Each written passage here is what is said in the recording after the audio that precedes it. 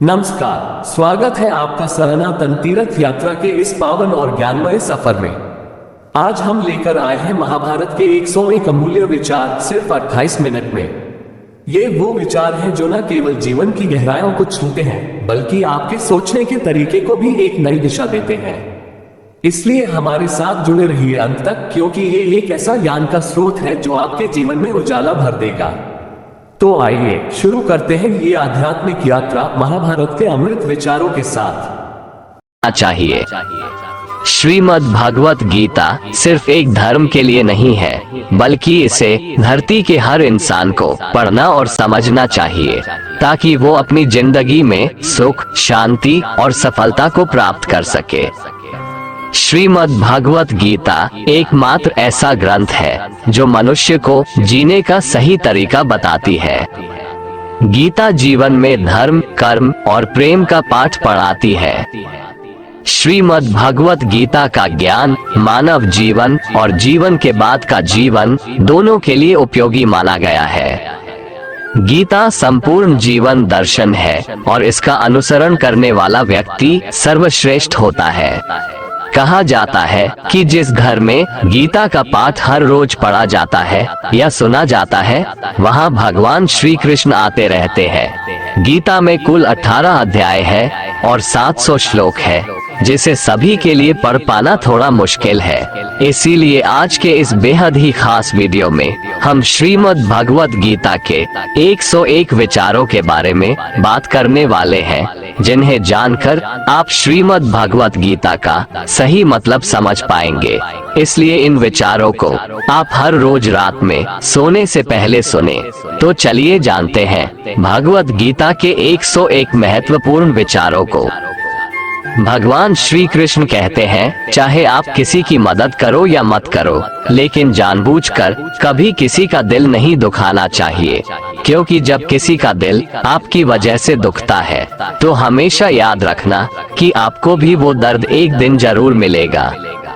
जो आपके साथ अधर्म करे, पाप करे, गलत करे, उसे दंड जरूर देना चाहिए।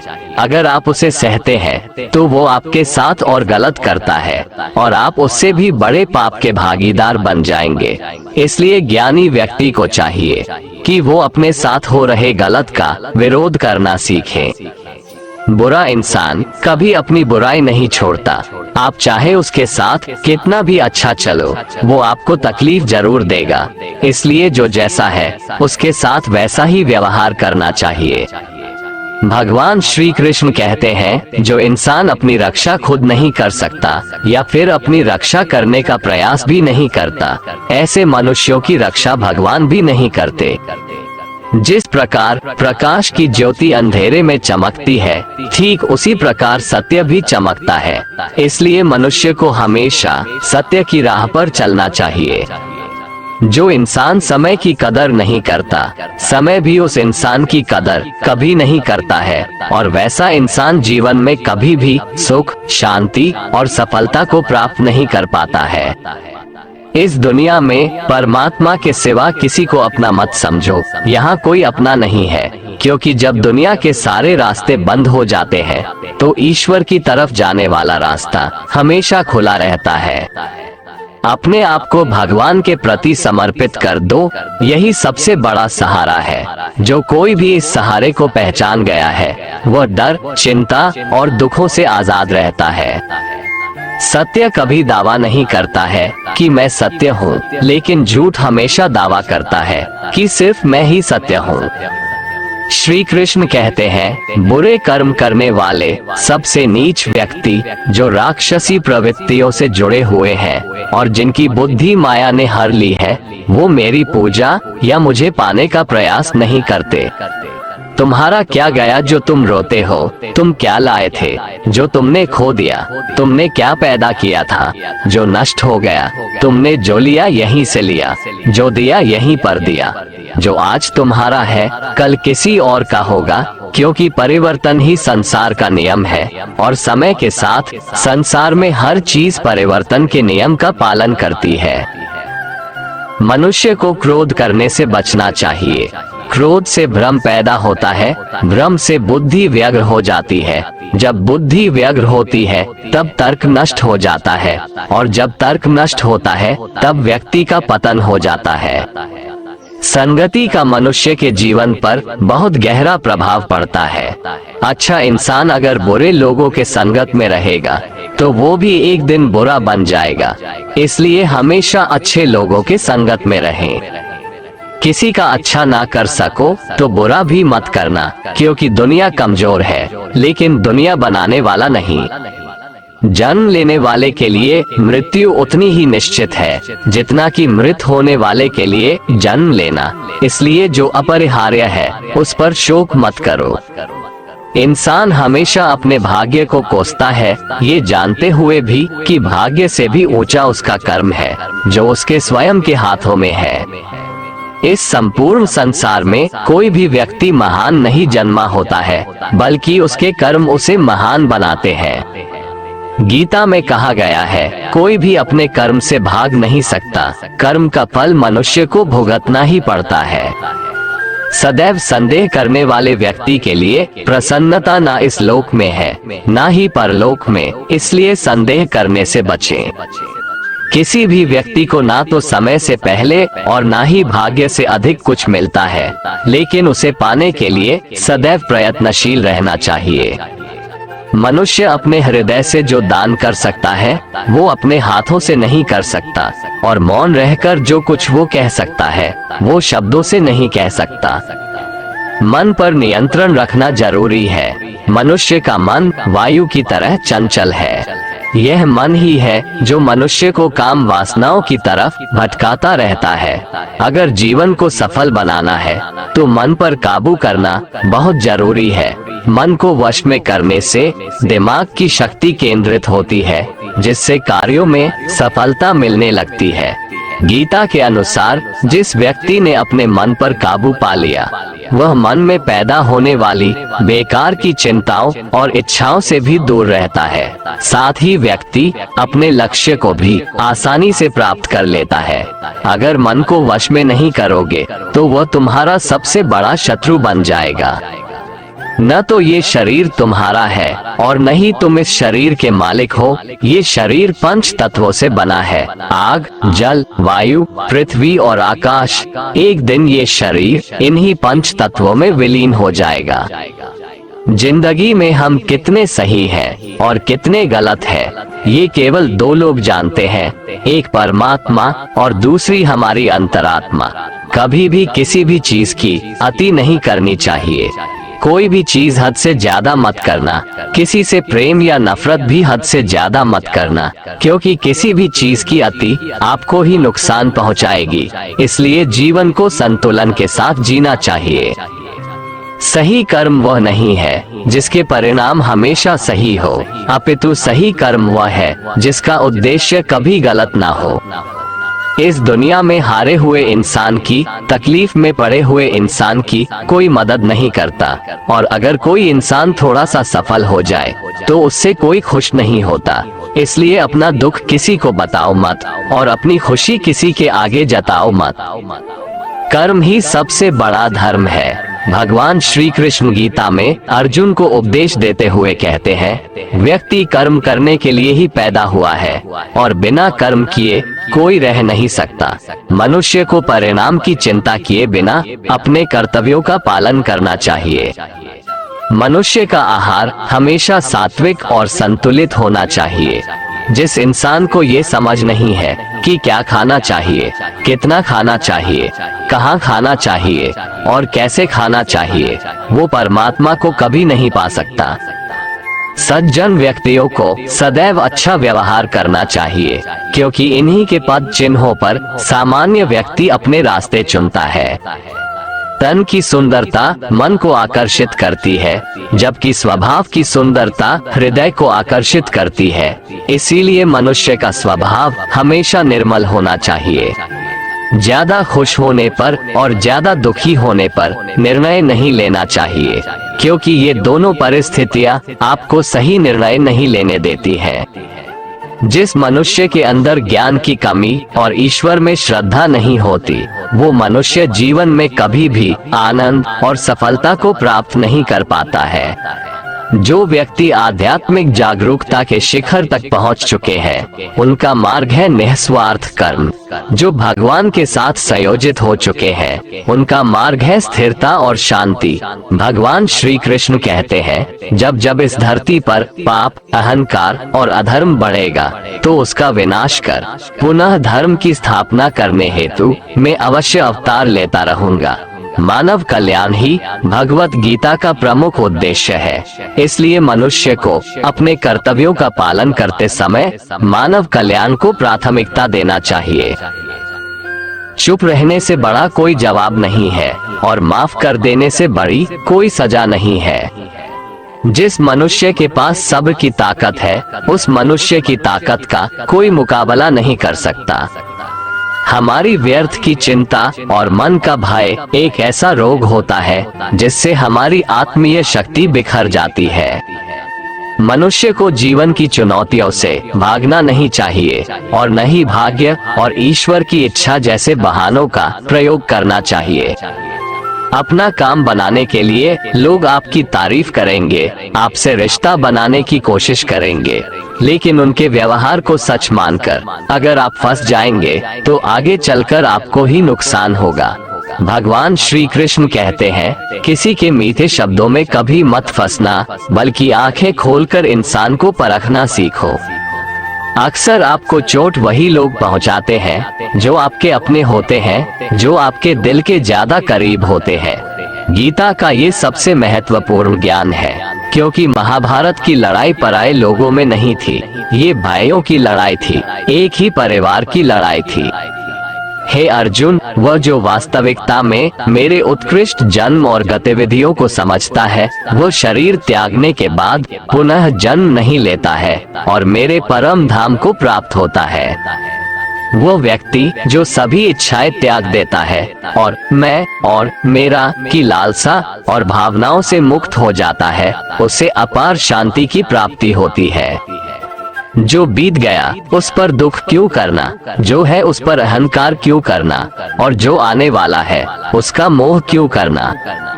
ईश्वर से किए गए प्रार्थना से इंसान की परिस्थिति या तकदीर बदले या ना बदले, पर उस प्रार्थना से इंसान के चरित्र में जरूर बदलाव आता है। कौन क्या कर रहा है, कैसे कर रहा है और क्यों कर रहा है, इन सब से आप जितना दूर रहेंगे उतना ही खुश रहेंगे। भगवान श्री कृष्ण कहते हैं, मैं ऊष्मा देता हूँ, मैं वर्षा करता हूँ और रोकता भी हूँ, मैं अमरत्व भी हूँ और मृत्यु भी। मेरे लिए ना कोई घृणित है ना प्रिय, किंतु जो व्यक्ति भक्ति के साथ मेरी पूजा करते हैं वो मेरे साथ है और मैं भी उनके साथ हूँ। ईश्वर की शक्ति मनुष्य के होश, भावनाएं और मन की गतिविधियों के माध्यम से सदा उसके साथ रहती है। सब धर्मों का परित्याग करके तुम एक मेरी ही शरण में आओ, मैं तुम्हें समस्त पापों से मुक्त कर दूंगा। तुम शोक मत करो। पछतावा अतीत नहीं बदल सकता और चिंता भविष्य नहीं संवार सकती। इसलिए वर्तमान का आनंद लेना ही जीवन का सच्चा सुख है। श्री कृष्ण कहते हैं, जो तुम्हारा साथ देता है तुम उसका साथ दो, जो तुम्हें धोखा देता है तुम उसे त्याग दो। जिस जगह आपका सम्मान नहीं हो वहाँ पर कभी जाना नहीं चाहिए, वरना लोग आपको कमजोर और बेवकूफ समझेंगे। जहाँ बारिश ना हो वहाँ फसल खराब हो जाती है और जहाँ संस्कार ना हो वहाँ नस्ल भी खराब हो जाती है। जो लोग ये कहते हैं मेरे पास वक्त नहीं है, असल में उनके खास रिश्तों की गिनती में आपका नाम ही नहीं है।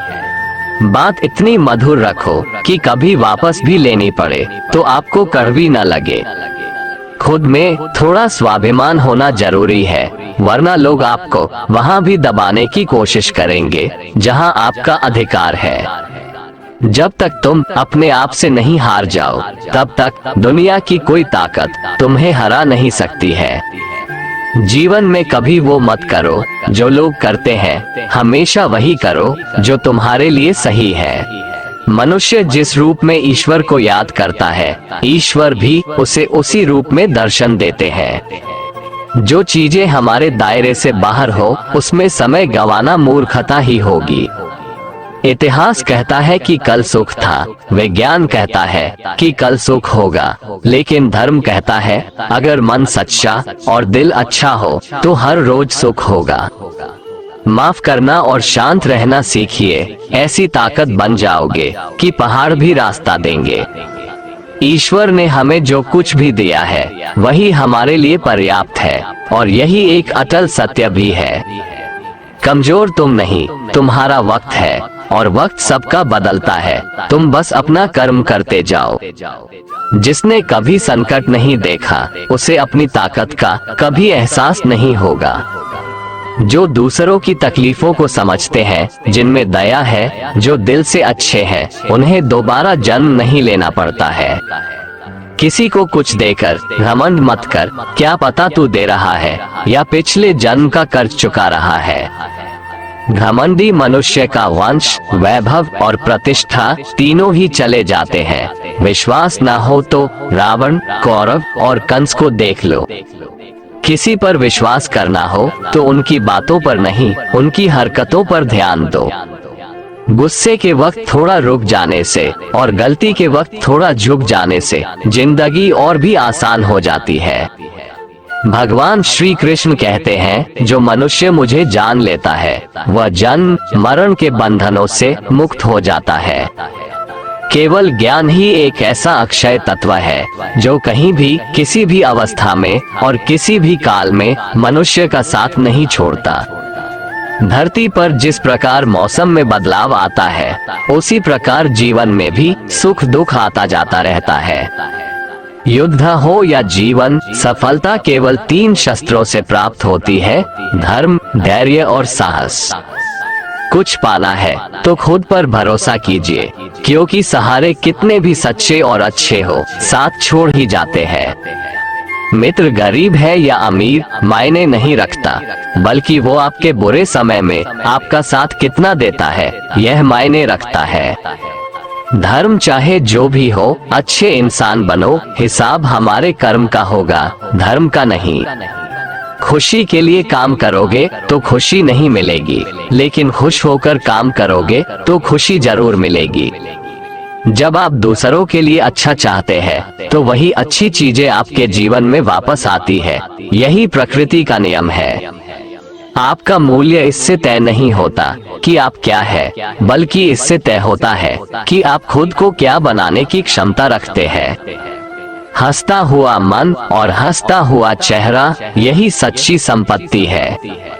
कमियां भले ही हजारों हो तुम में, लेकिन खुद पर विश्वास रखो कि तुम सबसे बेहतर करने का हुनर रखते हो। जितना इंतजार वो आपसे करवा रहा है, समय आने पर वो इतना देगा कि संभाल भी नहीं पाओगे। कोई आपका साथ ना दे तो निराश मत होना, क्योंकि परमात्मा से बड़ा हमसफर कोई नहीं होता। यदि किसी भूल के कारण कल का दिन दुख में बीता, तो उसे याद कर आज का दिन व्यर्थ ना करे। जो भाग्य में है वो भाग कर आएगा, और जो भाग्य में नहीं है वो आकर भी भाग जाएगा। जैसे हवा के झोंके नाव को भटका देते हैं, वैसे ही मनुष्य की इच्छाएं बुद्धि को भटका देती है। जो मनुष्य सुख और दुख में, मान और अपमान में शांत रहता है, वो मनुष्य मुझे अति प्रिय है। ये संसार मेरी ही माया है, ये संसार मुझसे ही उत्पन्न हुआ है। मैं ही इसका पालन पोषण करता हूँ, और मैं ही इस सृष्टि का विनाश करता हूँ। मैं भूत, वर्तमान और भविष्य के सभी प्राणियों को जानता हूँ, लेकिन वास्तविकता में मुझे कोई नहीं जानता। प्रेम सदैव माफी मांगना पसंद करता है, और अहंकार सदैव माफी सुनना पसंद करता है। अच्छी नियत से किया गया काम कभी व्यर्थ नहीं जाता है, और उसका फल आपको जरूर मिलता है।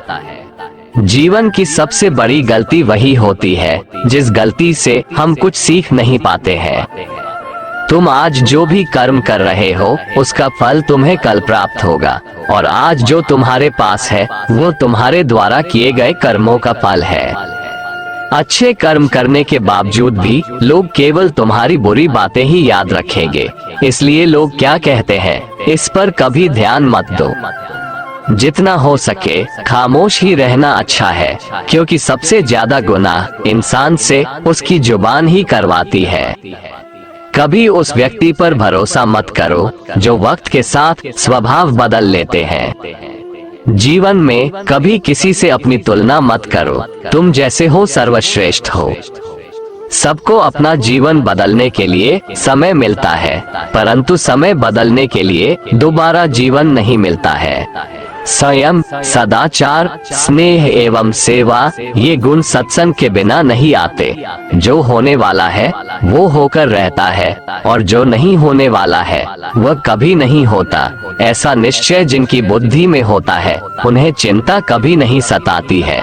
जो मनुष्य श्रद्धा भाव से मेरी भक्ति करता है, मैं उसे वो हर चीज देता हूँ जो उसके पास नहीं है, और जो उसके पास है मैं उसकी रक्षा भी करता हूँ। जो मनुष्य भगवत गीता को पढ़कर उस पर अमल करता है, उसके सारे दुष्कर्मों का प्रभाव समाप्त हो जाता है। यदि कोई साधक किसी कारणवश अपनी साधना में सफल नहीं हो पाता, तो भगवान उसकी अधूरी साधना पूरी करने के लिए फिर से शुद्ध श्रीमंतों के घर में जन्म देते हैं। हे धनंजय, मेरे सिवाय इस जगत का कोई दूसरा कारण नहीं हो सकता। मैं ही इस संपूर्ण संसार का महाकारण हूँ। जैसे मोती सूत के धागे की माला में पिरोए हुए होते हैं, वैसे ही यह संपूर्ण जगत मुझ में ही ओतप्रोत है। ये संसार मुझसे ही उत्पन्न होता है, मुझ में ही स्थित रहता है और मुझ में ही लीन हो जाता है। कहने का तात्पर्य यह है कि भगवान के सिवाय संसार की स्वतंत्र सत्ता नहीं है। सत, रज और तम इन तीनों गुणों से युक्त मेरी माया को पार कर पाना असंभव है। मनुष्य मेरी इस माया में चिपके रहते हैं और भोग संग्रह की इच्छा छोड़ नहीं पाते। मनुष्य अपने को कभी सुखी और कभी दुखी, कभी समझदार और कभी बेसमझ, कभी निर्बल और कभी बलवान आदि मानकर मेरी इस माया में तल्लीन रहते हैं। परंतु जो मनुष्य मेरे शरणागत हो जाते हैं, वे मेरी इस माया को आसानी से पार कर जाते हैं, क्योंकि उनकी दृष्टि केवल मेरी तरफ रहती है। वे मेरी माया में नहीं फंसते। हे भरत श्रेष्ठ अर्जुन, पवित्र कर्म करने वाले मेरे 4 प्रकार के भक्त मेरा स्मरण करते हैं। पहला है आर्त भक्त, अर्थात दुख से निवृत्ति चाहने वाले भक्त। दूसरा है अर्थार्थी भक्त, अर्थात धन संपदा चाहने वाले भक्त। तीसरा है जिज्ञासु भक्त, अर्थात केवल मुझे जानने की इच्छा वाले भक्त। और चौथा है ज्ञानी भक्त, अर्थात मुझे ज्ञान सहित जानने वाले भक्त। आइए इसको थोड़ा समझ लें। आर्त भक्त वो है जो प्राण संकट आने पर संकट दूर करने के लिए केवल भगवान को पुकारते हैं, कष्ट का निवारण केवल भगवान से ही चाहते हैं, दूसरे किसी से नहीं। वे आर्त भक्त कहलाते हैं। आर्त भक्तों में द्रौपदी और गजेंद्र का दृष्टांत ठीक नहीं लगता है, क्योंकि इन दोनों ने अपनी रक्षा के लिए अन्य उपायों का भी सहारा लिया था। चीर हरण के समय जब तक द्रौपदी भीष्म पितामह और 5 पांडवों पर भरोसा करती रही, तब तक वह रोती बिलखती और कष्ट पाती रही। परंतु जब सब सहारा छोड़कर अनन्य भाव से प्रभु को पुकारा, तब प्रभु ने उसकी लाज बचाई। ऐसे ही गजेंद्र ने जब तक दूसरे हाथियों और हथिनियों का सहारा लिया, अपने बल का सहारा लिया, तब तक वह कई वर्षों तक ग्राह से लड़ता रहा और दुख पाता रहा। सब सहारा छूटने के बाद जब उसने ओम नमो भगवते कहकर हरि को पुकारा, तब भगवान ने तुरंत आकर ग्राह का मुंह फाड़ दिया और गजेंद्र का उद्धार किया।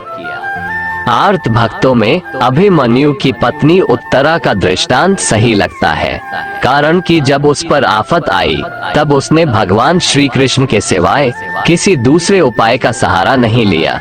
उसने सीधे भगवान से निवेदन किया। उसने श्री भगवान से कहा कि हे जगतपति, ये दहकता हुआ अश्वत्थामा का बाण मेरे गर्भ को नष्ट करने के लिए दौड़ा आ रहा है, मेरी रक्षा करे। तुरंत उत्तरा के गर्भ में प्रविष्ट होकर भगवान ने गर्भ की रक्षा की और परीक्षित को बचाया।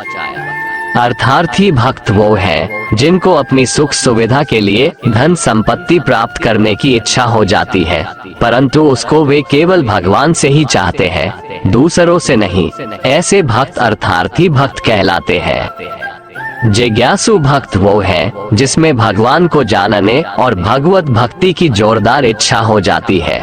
जिज्ञासु भक्तों में उद्धव जी का नाम लिया जाता है।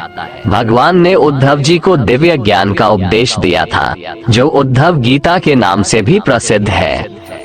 श्रीमद् भगवत गीता में उच्च कोटि के भगवत प्रेमी को ज्ञानी भक्त माना गया है। उनके मन में किसी भी प्रकार की कोई इच्छा नहीं होती, वे केवल भगवान के प्रेम में ही मस्त रहते हैं। प्रेमी भक्तों में गोपियों का नाम प्रसिद्ध है। गोपियों ने अपने सुख का त्याग कर प्रियतम भगवान के सुख को ही अपना सुख माना था। ज्ञानी अर्थात प्रेमी भक्त भगवान से कुछ नहीं चाहता, इसलिए वो भगवान का सर्वश्रेष्ठ भक्त है। जो मनुष्य मुझसे परम प्रेम करके इस परम रहस्य युक्त गीता शास्त्र को मेरे भक्तों में कहेगा, वो मुझको ही प्राप्त होगा, इसमें कोई संदेह नहीं है। उससे बढ़कर मेरा प्रिय कार्य करने वाला मनुष्यों में कोई भी नहीं है, तथा पृथ्वी भर में उससे बढ़कर मेरा प्रिय दूसरा कोई भविष्य में होगा भी नहीं। जो मनुष्य श्रद्धायुक्त दोषों से रहित होकर इस गीता शास्त्र का श्रवण भी करेगा, वह भी सभी पापों से मुक्त होकर मेरे परम धाम को प्राप्त होगा। अगर वीडियो पसंद आया हो तो लाइक करें, शेयर करें और चैनल को सब्सक्राइब करना न भूलें। आपका प्यार और समर्थन ही हमें आगे बढ़ने की ताकत देता है। मिलते हैं अगले वीडियो में, तब तक जय हिंद, वंदे मातरम।